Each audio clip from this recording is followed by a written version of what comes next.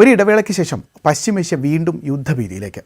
സമാധാന നീക്കങ്ങളുടെ ഭാഗമായി മുന്നോട്ട് വെച്ച നിർദ്ദേശങ്ങളിൽ ഇറാൻ്റെ മറുപടി സ്വീകാര്യമല്ലെന്ന് ചൂണ്ടി US പ്രസിഡന്റ് ഡൊണാൾഡ് ട്രംപ് തള്ളിയതോടെയാണ് വീണ്ടും യുദ്ധഭീതി ശക്തമാകുന്നത്.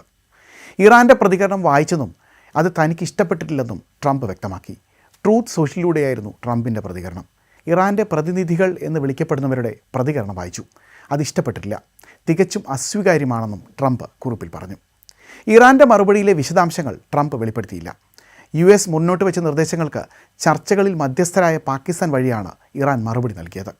ഇറാൻ്റെ പ്രതികരണം ലഭിച്ചതിന് പിന്നാലെ ട്രംപ് ഇസ്രായേൽ പ്രധാനമന്ത്രി ബെഞ്ചമിൻ നെതന്യാഹുവുമായി ഫോണിൽ ചർച്ച നടത്തിയതായും അന്താരാഷ്ട്ര മാധ്യമങ്ങൾ റിപ്പോർട്ട് ചെയ്യുന്നുണ്ട്.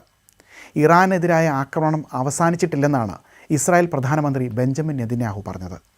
ഇറാനിലെ സമ്പുഷ്ടീകരിച്ച യുറേനിയം എടുത്തുമാറ്റാതെ യുദ്ധം അവസാനിക്കില്ലെന്നും യുറേനിയം സമ്പുഷ്ടീകരണ കേന്ദ്രങ്ങൾ ഇനിയും തകർക്കാനുണ്ടെന്നും നേരത്തെ ബെഞ്ചമിൻ നെതന്യാഹു അഭിപ്രായപ്പെട്ടിരുന്നു.